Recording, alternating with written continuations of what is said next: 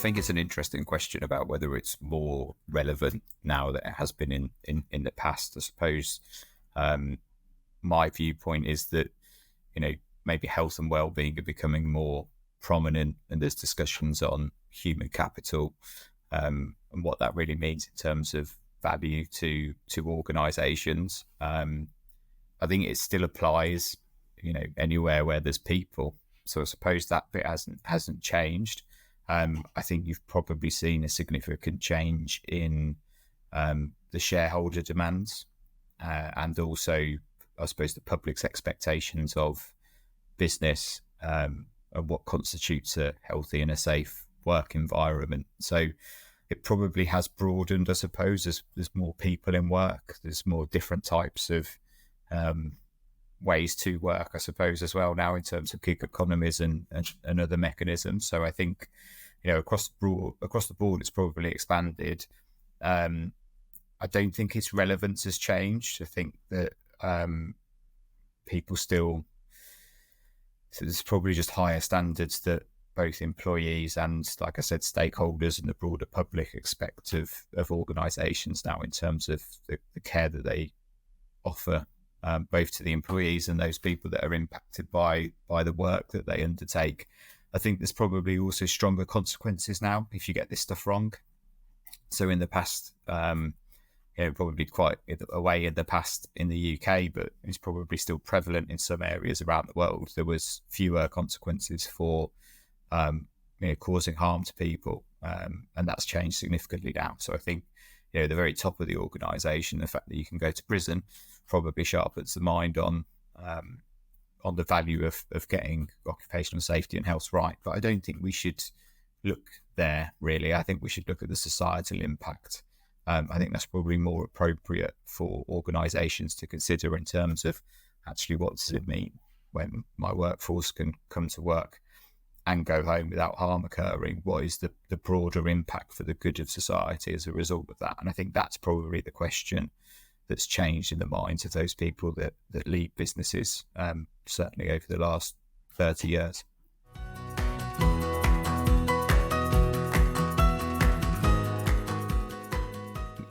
I think in terms of businesses putting OSH strategy into place across all levels, I suppose my viewpoint is that alignment is the key element here. So I think you've got to align whatever it is that you're trying to achieve through your OSH strategy to the aims and objectives, vision and value of the organisation.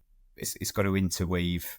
It's got to interweave with the culture and the strategy of the organisation, rather than be a standalone piece. And I think you really need to generate the buy-in. Like, you have to generate the buy-in on what is the destination, what is the vision that you want to achieve through the strategy.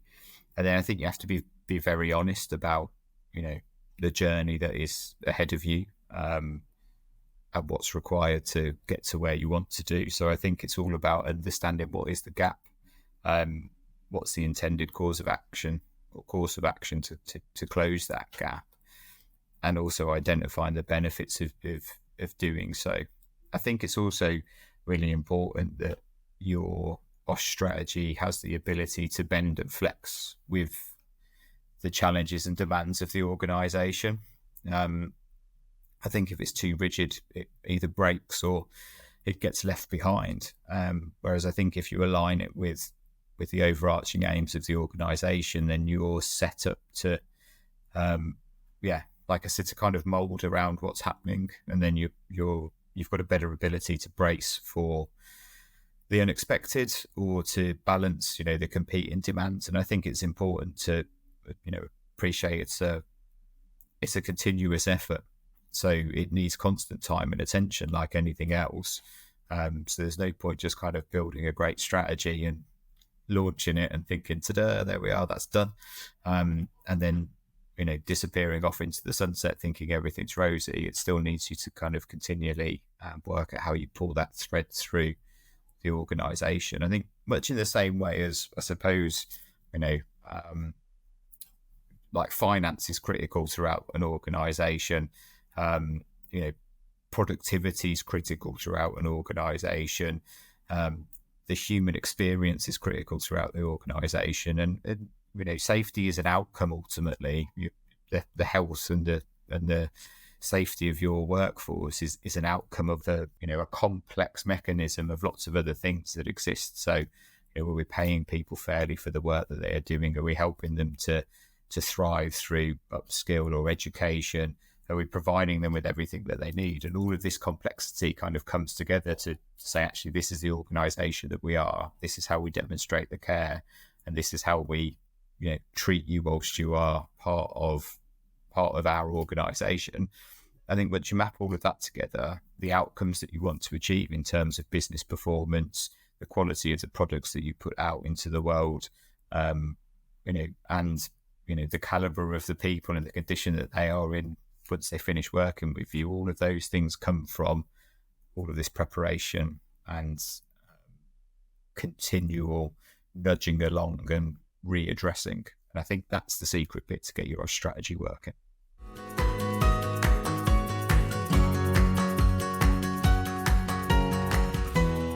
I think it's really important for organisations to embed OSH, occupational safety and health, into their culture.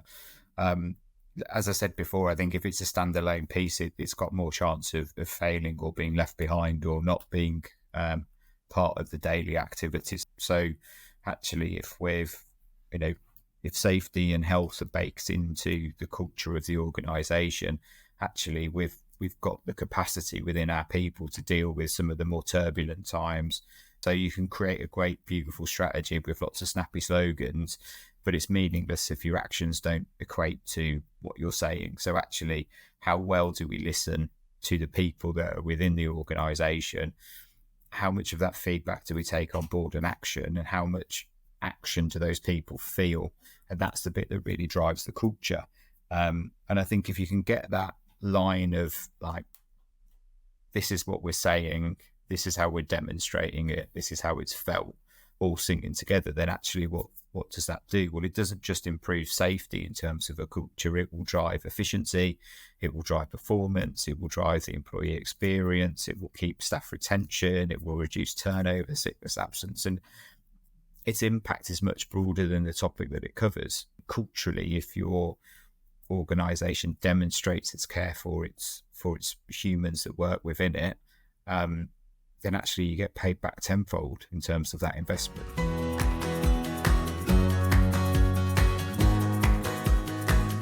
I don't think you should ever think you've cracked safety and safety culture, kind of culture in general. I think it's a thing that is difficult to build and sustain and easy to ruin.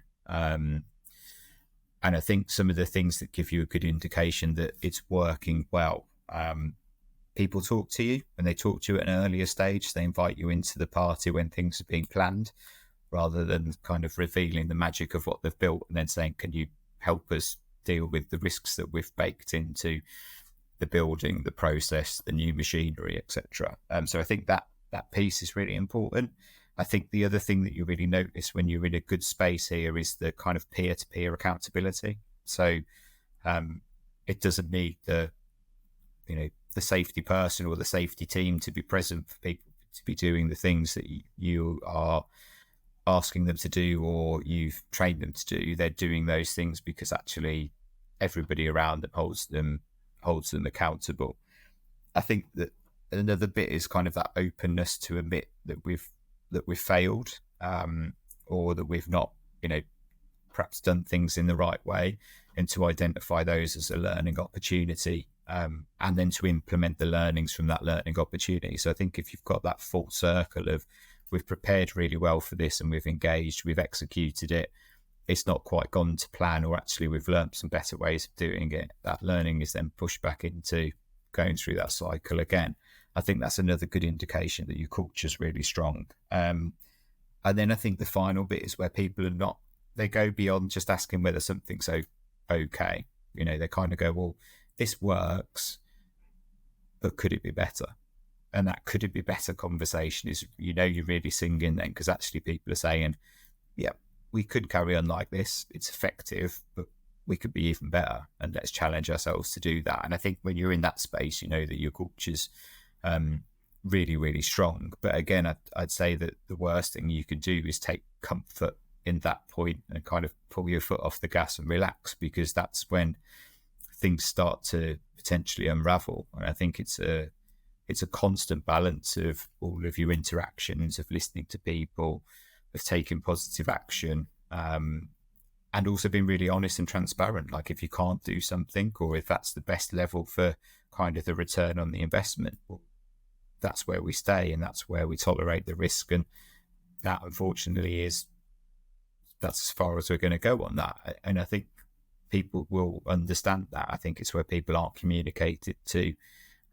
That's where you start to see that really negative impact on your culture. And then what you actually breed is different cultures within your culture. So all of a sudden you've got some people that are detracting from what you're trying to do. And if you don't address that, that can kind of grow and the schisms happen. And then before you know it, you're in trouble.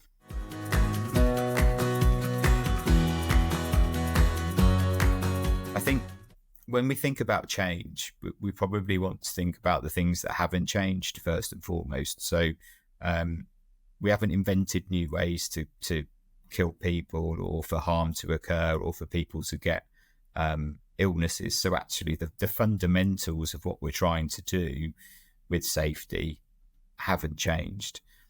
I think the mechanisms in which we deploy OSH have massively changed. And I think actually we've moved from this kind of just compliance-based element to a very collaborative, enabling profession, where actually we are seeking to make work happen. We're seeking to support the organisations that we work for, whilst also recognising that, you know, the positive work that we do has a societal benefit. And I think that's been the really big shift.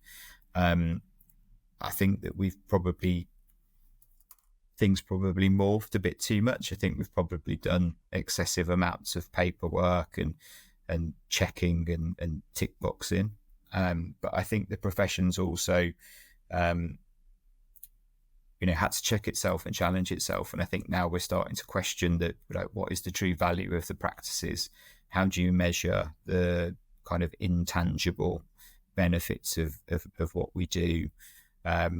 You've seen, I think OSH really is part of the sustainability agenda now, and you see this kind of within ESG and particularly the S in that area. We're starting to get traction now at a board level of, well, this is actually how we provide additional value to organisations. I think there's a holistic focus on the human being now. So and what I probably mean by that is health has probably been the long time ugly sister of safety, and is taking a bit of a backseat because it's probably potentially more complex. But when you look at the facts and figures, ill health caused through work, so occupational ill health, harms and kills far more people than workplace accidents.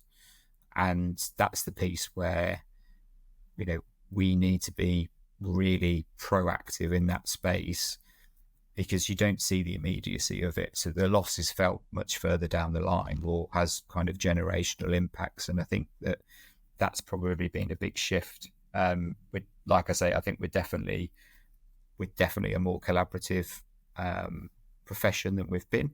And I think the other piece is we've got this obligation now. So OSH has become a fundamental principle and right at work. And that just broadens the application globally of what OSH means, and the fact that, it's a basic human right to have a workplace that is healthy and safe. That happened recently. That's within the last 18 months. So that's our foundation to build upon now, and to say, actually, it's not just a right and a privilege within first world countries or the developed world. Actually, this is a fundamental right wherever you are within a workplace, and across the globe we have to set those standards and maintain those standards, so that actually we lift everybody up. And I think the new generations that are coming into the profession, think we have to respect those that have been before us and have done the hard work and have brought systems and models into place. But I see now a fresh challenge on those.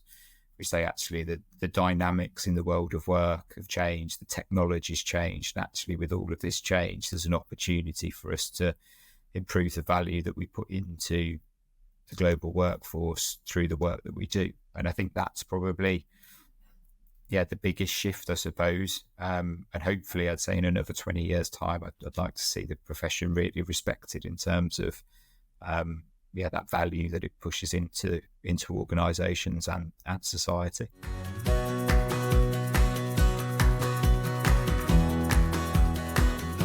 Personally, I think they have a massive impact on the wider social sustainability agenda.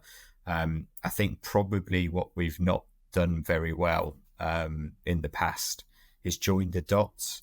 So if you think, if you kind of take a global perspective, you could have a village and half of that village become employed in a local construction project, and somebody within that village could have a life-changing injury or case of ill health, and all of a sudden they can't work, so all of a sudden they don't bring in money to feed and sustain their family. They actually might not be supported by the rest of the village. Then they might be outcast, and really like absolutely kind of life-changing consequences, not just from the physical injury or the debilitation of the ill health, but from a societal piece. And then I think if you think of the broader context of everything is interwoven. So I think a lot of people walk around without thinking too much about what goes on behind the scenes to make stuff happen. So if you get in a lift, you expect it to go up or down without any problems. If you get on a train or a bus or a plane, you expect it to get from A to B without any failure events occurring. Or if they do occur, they're minor and they don't cause a massive impact. What people don't think about, on a very regular basis, is what goes into making all of those things function and happen. And that's actually societal impact. I think there's some really interesting stuff where there's some organizations out there that are very transparent with what they do. They share a lot of their work. So like NASA, for example, is a great example. You might not think about it from a safety perspective. Obviously, they've learned the hard way with some of the very public failings that have happened. But actually they do a lot of work in that space, and they also share a lot of their information to help other organizations achieve better ways of doing things. And I think some of those elements of the societal impact, like, fundamentally, if people go to work or interact with places where other people are working and the nature of what they do could have an impact on them, there's a societal benefit for getting it right. Now, we have to balance everything, don't we? Because society wants to make progress. So, there will be people that work in laboratories that work with very harmful chemicals or substances or diseases that are trying to look at ways to make those less harmful or to find cures for them, etc. Now, they're putting themselves in harm's way for the broader benefit of society. Now, making sure that those people don't come to harm in their operating environment, you can genuinely say that has a societal benefit. But I don't think we've ever spoken about it like that. I don't think we've ever kind of joined those dots up to say, actually, rather than general public thinking health and safety means that you have to wear a hard hat and some safety shoes and you can't climb a ladder, and all of these weird tropes that have kind of sustained themselves over time, or this kind of mythical beast of we've got to kind of chase zero and never have any harm occur ever. What we should actually be saying is that a healthy and a safe working environment is a fundamental human right, because we want everybody to have that opportunity to thrive. And actually, it's really important within some specific industries, because actually the consequential impacts of getting something wrong could be far-reaching. And I think that is a more nuanced conversation about the societal benefit of what we do within the profession.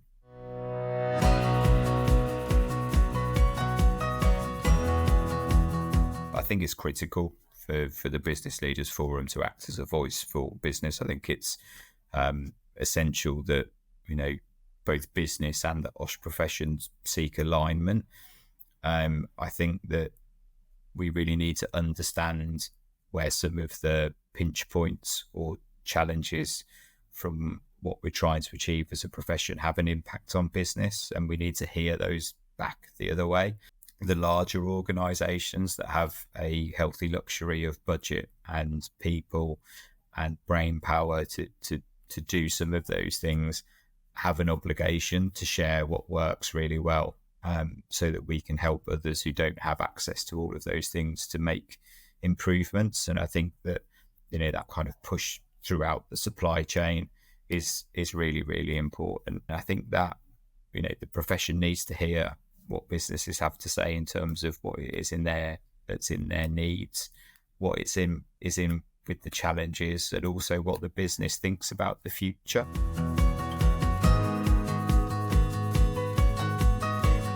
I'd be super concerned if I worked in an organisation and I had to explain the kind of cultural benefits of OSH to both, HR or finance.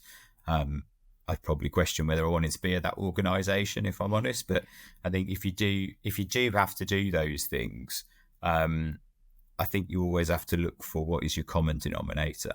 What is the thing that, gets you over the hump of friction or misalignment? And, that could be anything, couldn't it? It could be performance, it could be employee engagement, it could be profitability, it could be staff retention, like whatever it is that individual has as kind of like the core thing that they're really trying to drive or improve.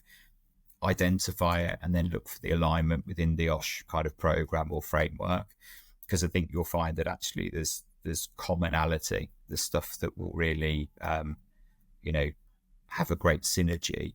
If you can do something that's also helping somebody else achieve their goals, you get much better alignment. I think the cultural value, I think this question is particularly designed to say, like, how do you identify the return on investment from safety, both into the people and into the people that have the pounds and pence on the spreadsheet. Some stuff you can't. There's some really good work out there that's looking to kind of put some form of financial marker, I suppose, on the intangible. That's one avenue to go down to do that. I think the other piece for me is, well, what are you doing it for? Let's say you're investing £20,000 in something and you're not sure exactly what the impact of it is. I'll never forget a leader that I spoke to, and we were having this conversation, and they said, well, if it improves the life of one person that works for us, then it's worth doing. And you kind of think, well, actually, that's really what it's all about, isn't it? You might not be able to kind of tangibly put the pounds and pence that you've saved, but there's other avenues where you can. I mean, my organisation, we've fixed safety problems that have been raised by employees, and in doing so, challenge the organisation to see what else we can do with that. And some of that stuff's, we've saved, thousands of man hours per year by removing a process that was clunky and involved handling and caused people issues, and through some automation, or installation of a pump rather than like hand scooping something, like we've been able to calculate the hours saved. And actually, like, the financial person loves that because that's great, and the HR people love it because the employee experience is better because you've removed some of the stuff that's either dangerous or difficult or just dumb. And those are probably some of the ways that I think you engage with the financial people or the HR people. It's all about alignment. Like, HR is people based, and for those people in safety that can't align with HR people, there's something wrong. Like, that's you're both in the same game. Finance people are a bit of a stranger beast in my experience, but then you have to understand what is it that is going to be exciting to them. And I think actually when you start to get into efficiency of processes, or the improved quality output of what you're working on, then all of a sudden you can tie that back into the financials, and then they're interested, because that's the bit that makes them look better.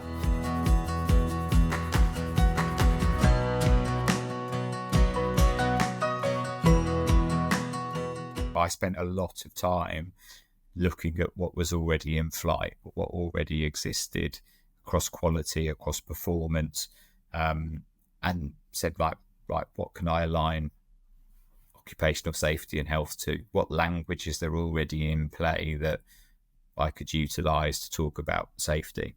And I think that kind of commonality piece was a really important driver to be able to do that. And then I think there was an engagement piece, challenge the organization at the very top to say, where is it that you want to get to? Where do we want to be in this specific sector, or in this kind of specific theme, I suppose, and really paint the picture of, where are we today versus where's our utopia, and then how much effort will it take to get there, and are we all on board for putting in that effort to make that happen? I think the other piece is, you've got to be really honest. It's quite difficult, I think, particularly when you're speaking to people that, successfully run a successful organization, to tell them that there's holes in some of the operations, or they've got, very obvious weaknesses. But I think you've got to be courageous in that, because what I found is that people don't like those things, so they will work really hard to fix them. I suppose the other piece I learned was making sure that you're bringing the whole organization along at the same pace. So whilst you can kind of fire up those people at the top and get the kind of vision and start planning that journey, you've got to communicate through all of the levels. So there's no point going and training up a load of, heads of departments and team leaders and stuff if the employees don't know what you're on about. So actually, how do you start everybody off on the track at the relevant levels, with the right amount of information to make the steps forward, so that actually, as you kind of bring in these changes and influence, that you've got alignment, both kind of vertically and horizontally across the organization.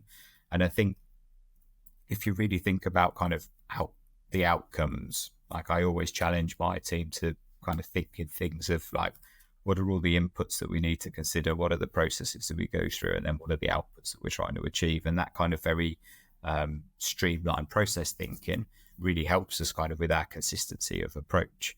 And I think those are the other bits, like the small wins that you can do straight away when you're kind of starting to push the value of these things in by demonstrating the impact of stuff. And don't be afraid to try some things, like experiment with things, small groups, see if it works. If it works, scale it a little bit more. If it continues to work, use that feedback, and eventually you might be able to bring something across the whole organization. It's a journey, so you've got to start somewhere. You've got to kind of just chip away at it, and you've got to go back to stuff like, and I think being really honest with people about the fact that, you'll have tackled a topic, you'll have got it into a very good shape, but actually if you just leave it alone, it will eventually drift back into the poor shape it was in. And actually how much I suppose continuous time and attention do you need to pay to those things to move them along. But I think that if you can generate excitement about what it is that you can bring, if you can generate alignment on the picture and the direction of travel, and I think if you can give people enough scope within a framework to enable them to forge their own path to the destination, then you've got a very good chance of being successful.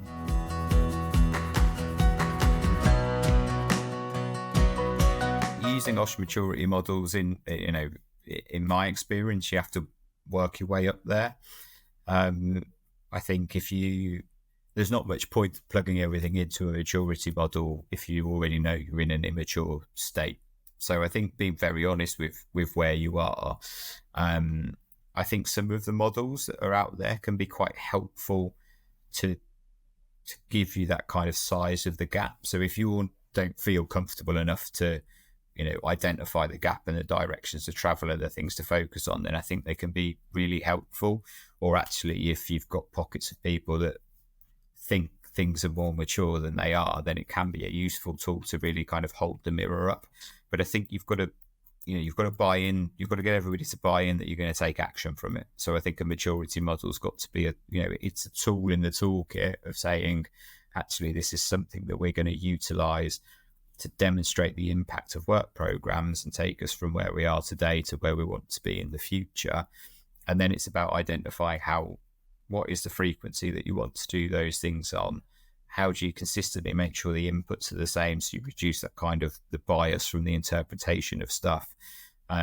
So we've utilized, I mean, when I first started in the organization, I very crudely on a PowerPoint kind of built some steps and said, we're probably on step 2 today, and this is what step 5 looks like, and do we want to get to step 5? When there weren't a bucket load of maturity models out there.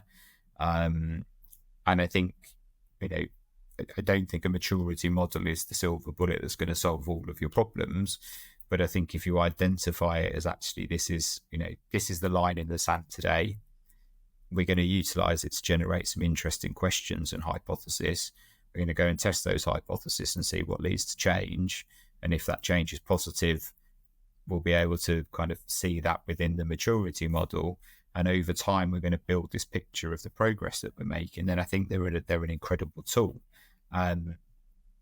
If you're just going to kind of run it and hang your hat on it and say, oh, look, we're great, you're probably going to run into some challenges further down the line. So I think it's all depending on, where you are as an organization, where you want to get to, how you want to mark those kind of stages, and are you prepared to take the action and really challenge what it's telling you? And if you're not as good as you think you are from that scoring piece, are you robust enough to kind of deal with that and then act upon it, I suppose. But I found them quite useful at points in time, but they're a part of the strategy rather than a total solution, I think it's fair to say.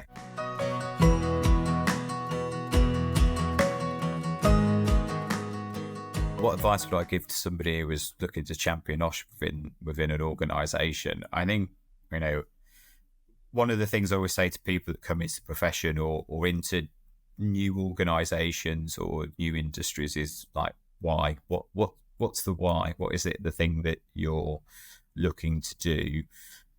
What's driving you as a North Star?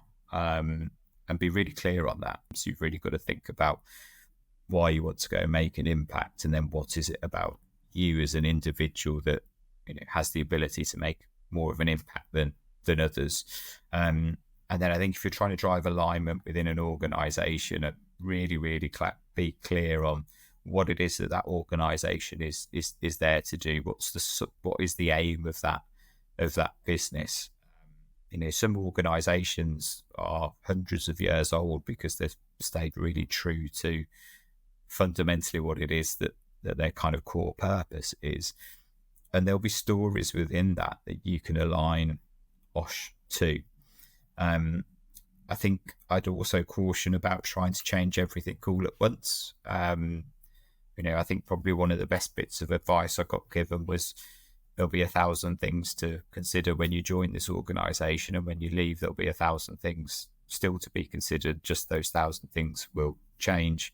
OSH is an infinite game in my eyes. There isn't an end point. You don't get to complete it. You just get to, kind of make that continual improvement, drive some standards up, help people understand the benefits of it. But I think that alignment piece, go and look for what's your common denominator amongst the different bits. Don't talk about safety if you want to really push safety along. I think if you can talk to people about what it is they're trying to achieve, in an operational environment, what's their key output? Is it the kind of time to create something? Is it the quality of the finished product? And then start to think about how OSH aligns to that. Like, what are the things that the health, the well-being, or the safety agenda have the potential to impact? And then you can start to sell to other people the benefits of their engagement and kind of role modeling of those things, and actually what it will give them. Because fundamentally, everybody needs a bit more time. like safety feels like an additional thing that you have to do on top of all of the other things that you have to do within your role. And actually, if you can make it not feel like that and feel part of just how you operate, and actually, highlight those benefits that it brings, within individuals, within teams, and within organizations, and then broadly within society, I think actually that's where you start to, get into people's hearts and minds. And I think the more time you can put yourself in other people's shoes and understand their competing demands, and then try and help produce some of those competing demands by how you operate and how you kind of push, what's on the OSH agenda within there. I think that's probably some of the secret sauce. Find a language that's already in place within an organization, find about how people talk about stuff or report other things, and see what's helpful within there. Don't be afraid to steal stuff, and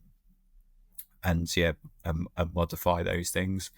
And I think if you're really trying, my view would be, I wouldn't be trying to push OSH per se. I would be trying to, elevate the standards of the organization, and I'd be talking about the outcomes. So actually, if we're pushing the standards up within the organization, yes, we drive, safety as an outcome, we drive health as an outcome, but we're potentially driving, like I say, productivity, staff retention, the employee experience, all of those other things that are really critical to how an organization operates, and I think one of the challenges in the future is going to be, how do you stand out as an organization to attract talent from a more demanding workforce that want a different set of things than the people that are already in it.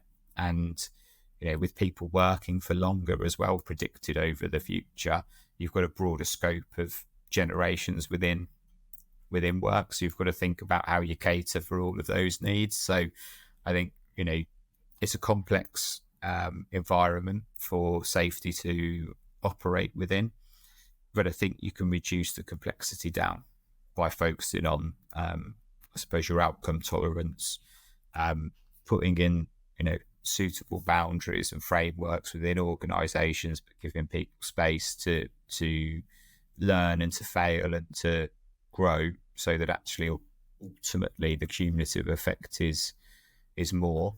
And then I think probably the final bit is that acceptance of you being on a journey, and, take other people on the journey with you, and bring in great people, bring in great people. That's probably the other bit.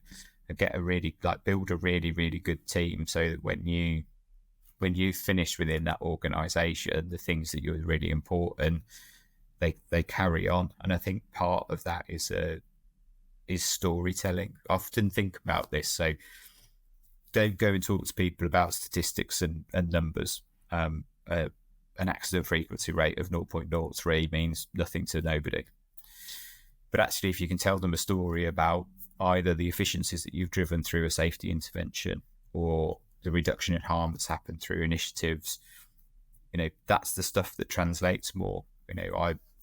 I know there's a whole host of people within my organization that sat through an induction, and I told them a story about a failure event that we happened, and I'd know that they 2, 3, 4 years down the line could tell that story again, because that's what it was designed to do. And I think if you can that's what you want to be able to kind of empower people to do. You want them to be able to tell the story of safety within your organization, so that when the originators of those stories have long departed, other people still know the power and the relevance of why we do certain things in certain ways. And that, I think, is probably, that's a real big work on piece for people within the profession. I think if you can crack that, you'll have a much bigger impact.